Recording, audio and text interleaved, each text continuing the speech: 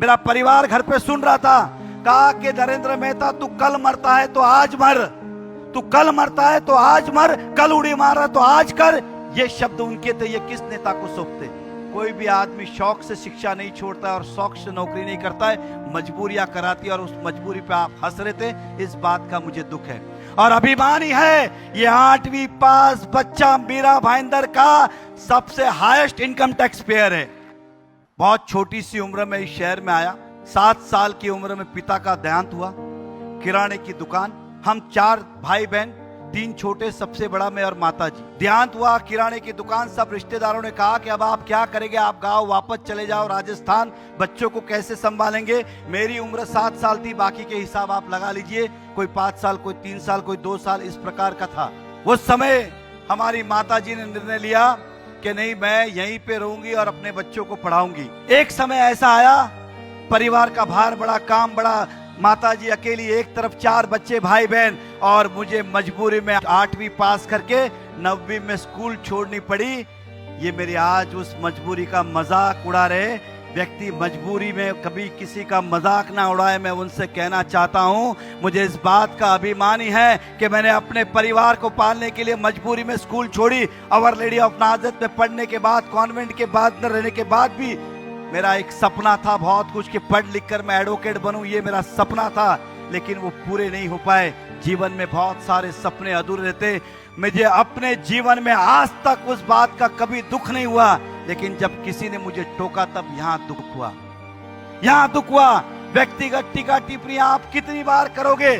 कोई भी आदमी शौक से शिक्षा नहीं छोड़ता और शौक से नौकरी नहीं करता है, मजबूरियां कराती और उस मजबूरी पे आप हंस रहे थे, इस बात का मुझे दुख है। और अभिमान ही है ये 8वीं पास बच्चा मीरा भाईंदर का सबसे हाईएस्ट इनकम टैक्स पेयर है। इस नगर पालिका को हमारी कंपनी से सबसे ज्यादा रेवेन्यू है, तो इस बात का अभिमान ही है कि आज ये 8वीं पास लड़का मीरा भाईंदर में 2000 परिवार को चलाता है, 2000 लोगों को जॉब देने का काम किया है।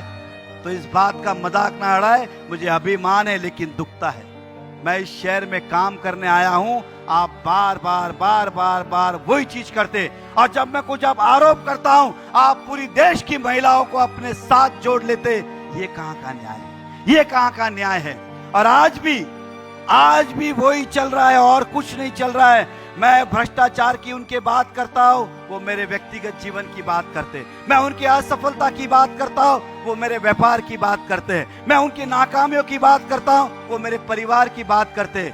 हम भी इंसान हैं। मुझे उस वक्त भी दुखा जब मैंने कहा था कि इस शहर में कत्ल खाने बनेंगे, तो मैं उसी नगर पालिका की बिल्डिंग से कूद जाऊंगा। आप राजनीतिक तौर से उसका विरोध करते, समर्थन करते। आपने क्या कहा? मेरा परिवार घर पे सुन रहा था, कहा कि नरेंद्र मेहता तू कल मरता है तो आज मर, तू कल मरता है तो आज मर, कल उड़ी मारा तो आज कर। ये शब्द उनके थे, ये किस नेता को सौंपते? फिर क्या कहा? ऐसी बिल्डिंग से कूदना जहां जाली ना हो। मैंने तो नगर पालिका को चैलेंज किया था, आपको इस तरह का भाष्य सौंपता है क्या? कितनी बार मेरे परिवार को, कितनी बार मुझे ठेस पहुंचाओगे? लेकिन आप बार बार मुझे हमेशा इसी तरह से टॉर्चर करते हो। अब इंसाफ आपको करना है। मेरे 5 साल के इस राजनीतिक सफर के अंदर मैं हारने के बाद घर बैठ गया था, लेकिन कोविड की पीड़ा ने मुझे घर बैठने नहीं दिया।